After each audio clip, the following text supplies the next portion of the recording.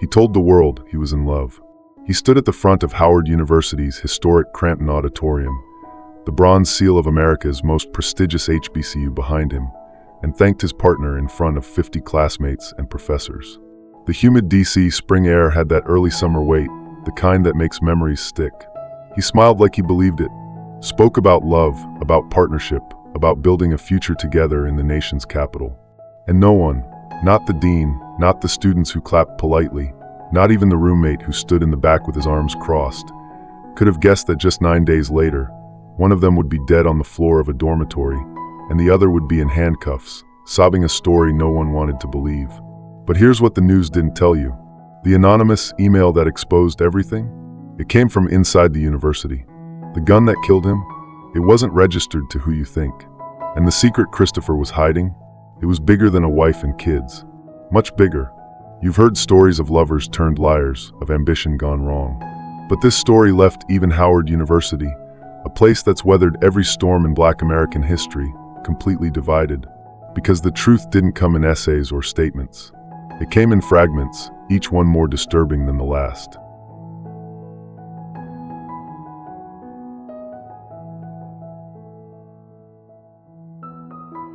A brilliant student lies face down in a locked dorm at the nation's premier Black university.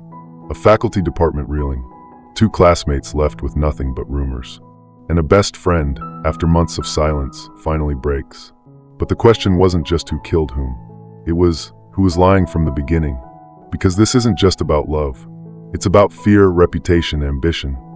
And what happens when one student thought he found safety in the arms of tradition, and the other was running from a secret no one was supposed to uncover. And when those 2 paths collided in the shadow of the Howard Bell Tower, it didn't end with heartbreak. It ended with a body. But before the cameras, before the trial, before the headlines that would rock Black academia, there was a student. Brilliant, untouchable, in love. His name was Chamberlain. At 26, Chamberlain Washington was already a standout in Howard's prestigious School of Communications. Charismatic, brilliant, meticulous. He wasn't loud about his achievements, but professors knew his name across the yard. He'd been published twice in the Journal of Black Media Studies. He taught a freshman seminar on ethics in digital media. He interned at the NAACP Legal Defense Fund downtown.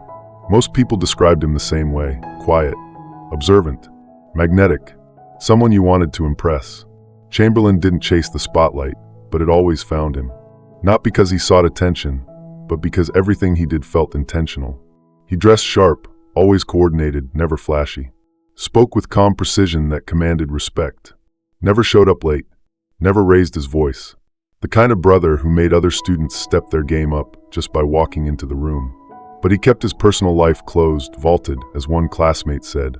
For most of his undergrad years at Howard, Chamberlain didn't date publicly. Some thought he was just focused on becoming the next generation of Black excellence. Others assumed he wasn't out.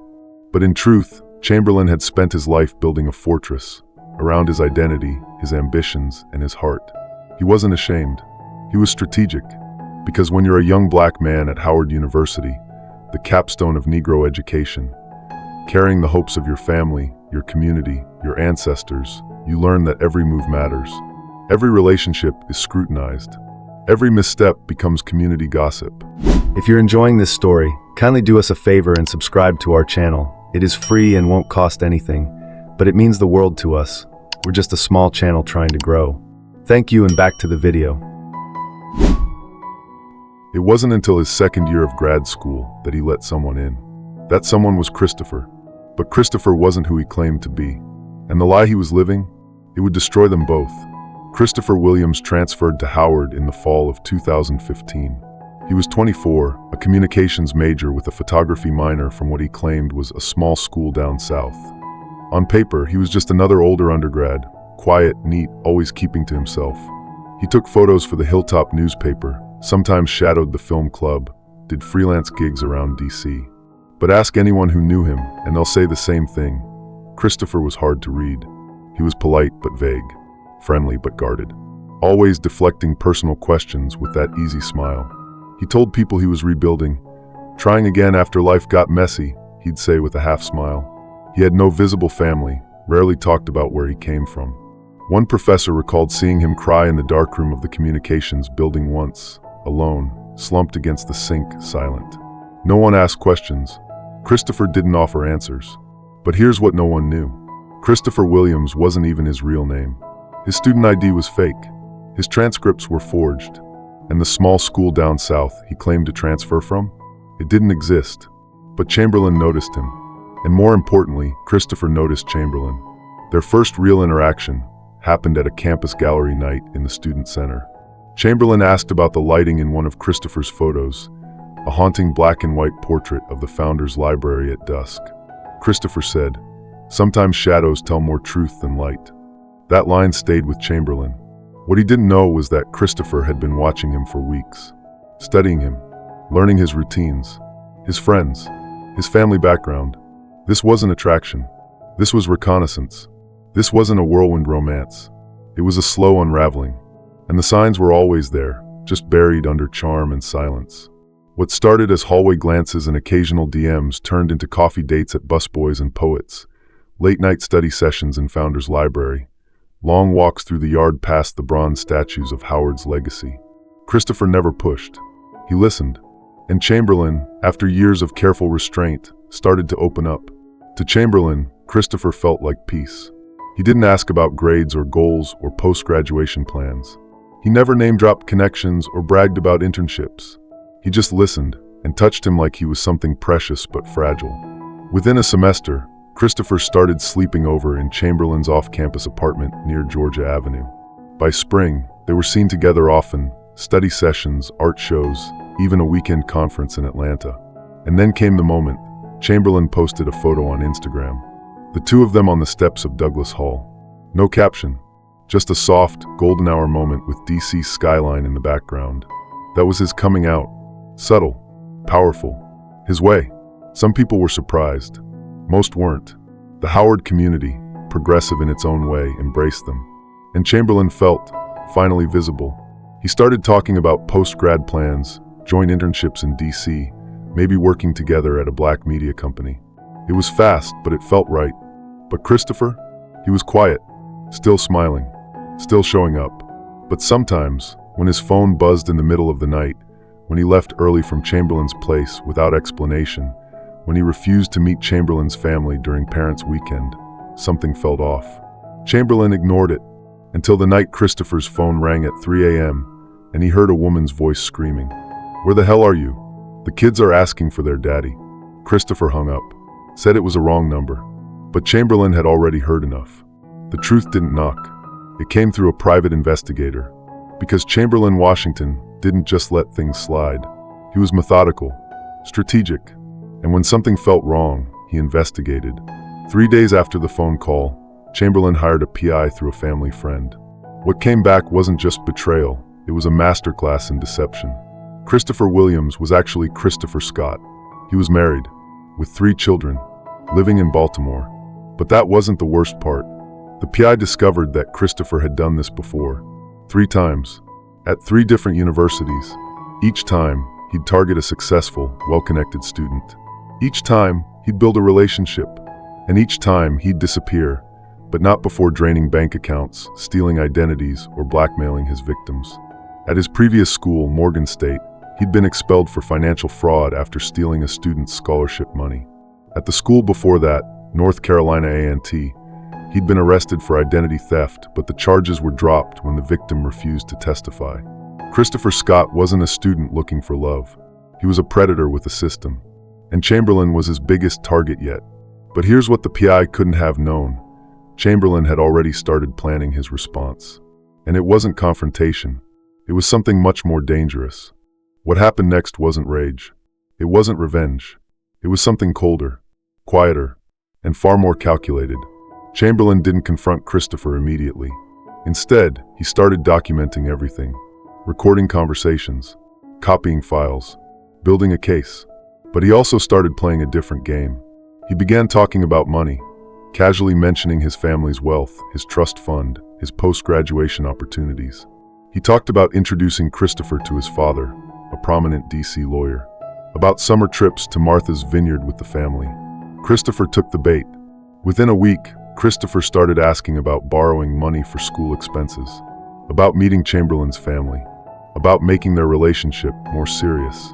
That's when Chamberlain knew for certain this had never been about love. But Christopher didn't know that Chamberlain was recording everything. Every conversation, every lie, every manipulation. And he definitely didn't know about the file Chamberlain was building.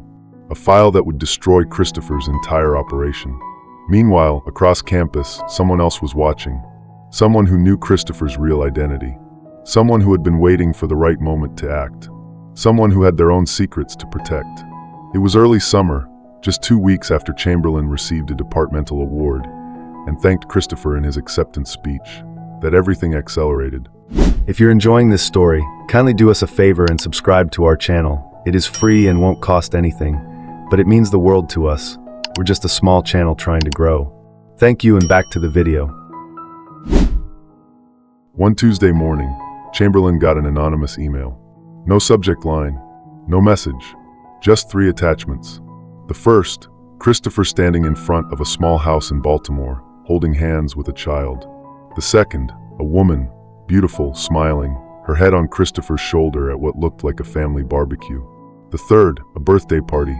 Balloons, candles, a cake. Christopher seated between the same woman and 3 children, wearing a wedding ring Chamberlain had never seen. But there was a fourth attachment Chamberlain almost missed. A screenshot of a text conversation between Christopher and an unknown number. Target is hooked. Should be able to clear at least $50K from this one. Family's loaded. Good. Make it quick. Baltimore situation getting complicated. Don't worry. I know exactly how to handle rich college boys. Chamberlain stared at the photos and texts for hours. But he wasn't heartbroken. He was furious. And he was going to make Christopher pay. But first, he needed to know who sent the email. Because whoever it was, they knew more than they were letting on. What Chamberlain discovered next would change everything. The email came from inside Howard University. From someone who knew both of them. Someone who had been watching this entire relationship unfold. And that someone, they weren't trying to help Chamberlain. They were trying to save themselves. The anonymous emailer was Scott Mitchell, Christopher's roommate, best friend, and accomplice. Scott had been running cons with Christopher for over 2 years. They'd met in county jail in Virginia, both serving time for fraud. When they got out, they perfected their system. Christopher would enroll at prestigious black universities using fake credentials. Scott would get a job on campus, maintenance, food service, anything with access to student records.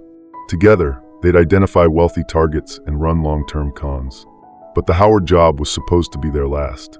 And Scott was getting nervous. Because Chamberlain wasn't like their previous marks.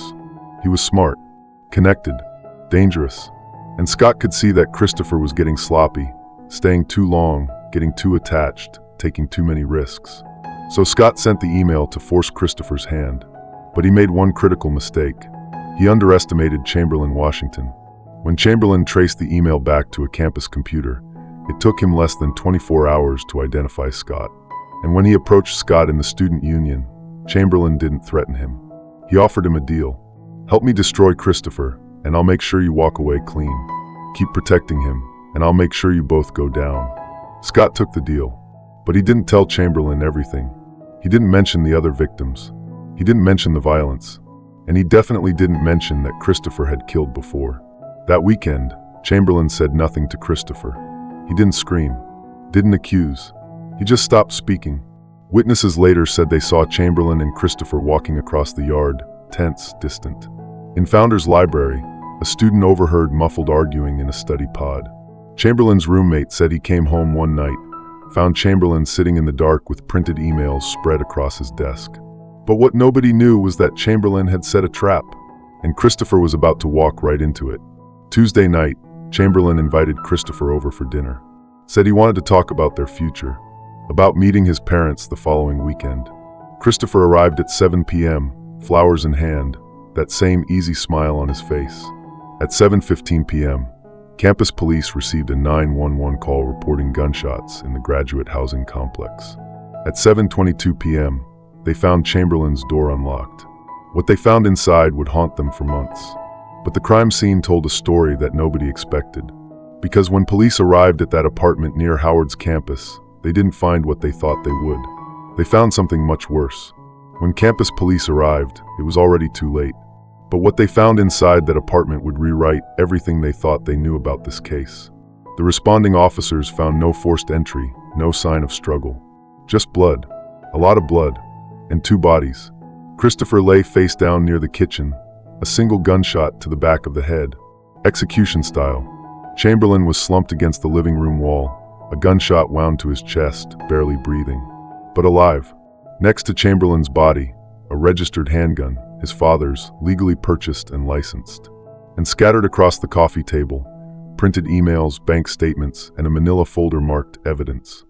But here's what didn't make sense. The gun was wiped clean. No fingerprints. The apartment door was unlocked from the inside, and there was a 3rd wine glass on the counter, still warm. Someone else had been there. Someone who had left through the back door, while Chamberlain was bleeding out on his living room floor.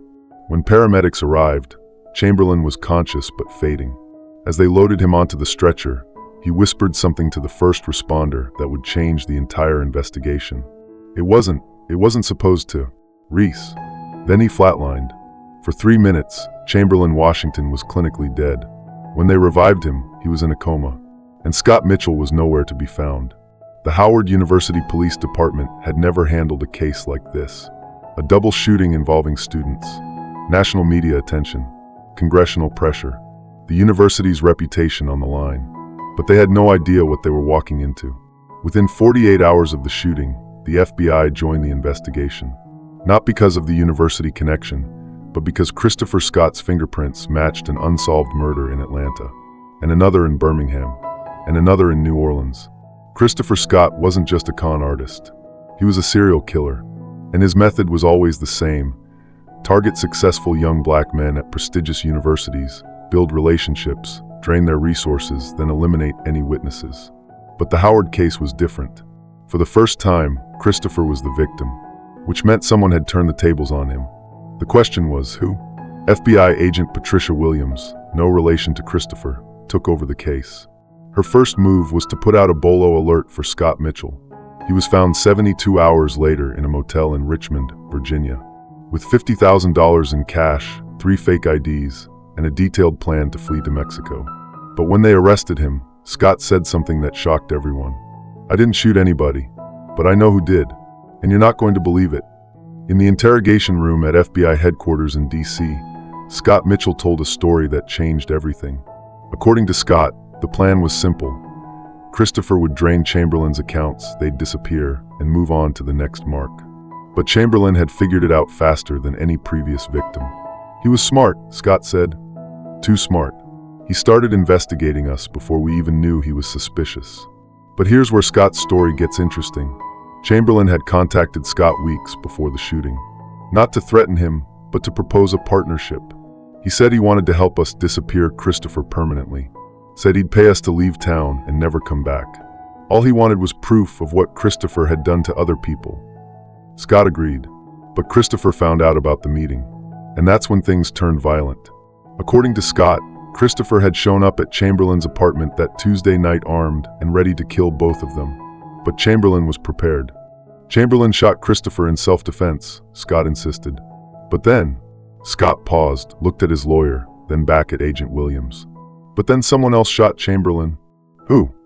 Agent Williams asked. Scott's answer would break the case wide open. His roommate, Reese. Reese had been working with us the whole time. Reese Johnson had been Chamberlain's roommate for 2 years. Pre-med student, Dean's List, from a good family in Atlanta. The perfect Howard student. He was also Christopher and Scott's inside man. According to Scott's confession, Reese had been feeding them information about Chamberlain for months. His family's financial situation, his personal habits, his vulnerabilities. Reese was supposed to get 30% of whatever we took from Chamberlain, Scott explained. But when Chamberlain started investigating, Reese got scared.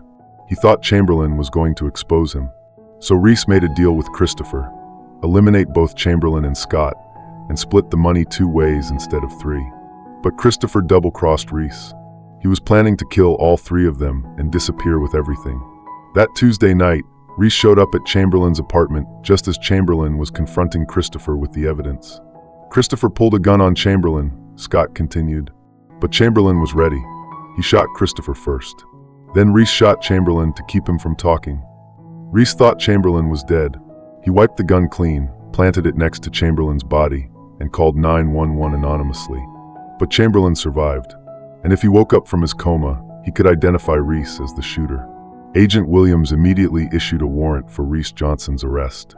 If you're enjoying this story, kindly do us a favor and subscribe to our channel. It is free and won't cost anything, but it means the world to us. We're just a small channel trying to grow. Thank you, and back to the video. But when they got to his dorm room, he was gone, along with Chamberlain's laptop, Christopher's phone, and $25,000 in cash from Christopher's hidden stash. The manhunt was on. Reese Johnson had a 48-hour head start, but he made a critical mistake. He used his real credit card to rent a car. FBI tracked him to a hotel in Charlotte, North Carolina. But when they kicked down the door, the room was empty, except for a note on the bed. "Tell Chamberlain I'm sorry," but he would have ruined everything. And a confession, handwritten, detailed, admitting to everything. But Reese wasn't suicidal. He was strategic. While FBI was searching Charlotte, he was already in Miami, preparing to board a flight to the Dominican Republic. He almost made it. Airport security flagged his fake passport at the gate. When they tried to detain him for questioning, Reese ran. What happened next was captured on airport security cameras and broadcast live on CNN. Reese Johnson, Howard University pre-med student, running through Miami International Airport, carrying a duffel bag full of cash, screaming at passengers to get out of his way. He was tackled by TSA agents just yards from the gate. Inside his carry-on bag, the murder weapon, Christopher's phone, and a detailed ledger of all their previous victims. Reese Johnson was going to prison for the rest of his life. But the story wasn't over, because Chamberlain Washington was about to wake up. And what he remembered would change everything one final time. After 6 weeks in a medically induced coma, Chamberlain Washington opened his eyes in a hospital room at Howard University Hospital. His first visitor was Agent Patricia Williams. His first words were, "Did you get Reese?" But what Chamberlain told Agent Williams next shocked everyone involved in the case. "I knew Reese was involved from the beginning," Chamberlain said. "I was using him to get to Christopher." According to Chamberlain, he had discovered Reese's involvement weeks before the shooting. Reese had been sloppy, using his own laptop to research Chamberlain's family finances, leaving Christopher's burner phone in their shared apartment, taking mysterious phone calls at odd hours. "I could have turned him in immediately," Chamberlain explained, "but I wanted Christopher more. So I fed Reese false information to see how quickly it would get back to Christopher. It worked perfectly, but Chamberlain had made one miscalculation. He underestimated Reese's desperation. "I thought Reese would run when things got complicated," Chamberlain said. "I never thought he would try to kill me." The night of the shooting, Chamberlain had invited Christopher over to confront him with the evidence. He was planning to record Christopher's confession, then turn everything over to police. But Reese showed up uninvited. "Reese must have been listening to our conversation from outside," Chamberlain recalled. "When I shot Christopher in self-defense, Reese came through the back door and shot me. He thought I was dead, but I wasn't." And now Chamberlain had one final revelation that would close the case forever. "I recorded everything. The entire conversation with Christopher. Reese's arrival. The shooting. Everything. The recording was uploaded automatically to a cloud server that only Chamberlain could access. And it proved exactly what happened that night. The recording changed everything. In Christopher's voice, clear as day, "I've done this to 12 other guys. You're just the biggest payday." Reese arriving. "What the hell is going on here?" The confrontation. Christopher put the gun down. The first shot, Chamberlain defending himself. The second shot, Reese eliminating the witness. And Reese's voice, thinking Chamberlain was dead. "Sorry, Rumi, but you would have ruined everything." The evidence was undeniable. Reese Johnson pled guilty to second-degree murder and was sentenced to life in prison without parole. Scott Mitchell, as part of his cooperation agreement, received 15 years for fraud and conspiracy. But the victims of Christopher Scott's previous crimes finally got justice. The FBI linked Christopher to 12 other cases across 8 states. All young, successful black men at prestigious universities. All targeted, manipulated, and robbed. 3 had been murdered. Families who had spent years wondering what happened to their sons finally had answers. Christopher Scott was dead, but his legacy of destruction was finally over. And Chamberlain Washington? He survived. but he was forever changed. Chamberlain Washington graduated from Howard University with honors in December 2016. He used his experience to start a nonprofit organization called Safe Campus, dedicated to helping students identify and report predatory behavior on college campuses. He never dated again publicly, never spoke about the trauma in detail, but every year on the anniversary of the shooting, he posts the same message on social media. Trust your instincts, investigate your doubts, and remember, secrets may protect you in the moment, but truth will always set you free. The dorm room where it all began has been converted into a study lounge. A small plaque by the door reads, "In memory of all students who have lost their lives to deception and violence. Your stories matter. Your lives mattered. We remember." This wasn't just a campus tragedy. It was a story about ambition, identity, and what happens when predators target our most vulnerable communities. When trust is weaponized, love becomes a lie, and survival requires the courage to face the truth, no matter how much it hurts. But most importantly, it's a story about a young black man who refused to be a victim, who fought back, who survived, and who used his pain to protect others. Chamberlain Washington lived. And sometimes, in a world full of predators and lies, that's the most powerful ending of all. This documentary is dedicated to all students who have lost their lives to manipulation, deception, or violence on college campuses. If this story made you think, share it. Speak up. And remember, your instincts are your first line of defense. If you or someone you know is being manipulated or abused, contact Campus Security, National Domestic Violence Hotline, FBI Internet Crime Complaint Center. Real stories matter. And silence, like secrets, can kill. But survival changes everything. Stay safe. Trust your instincts. And never stop fighting for the truth. Subscribe for more true crime documentaries that matter. Share this story.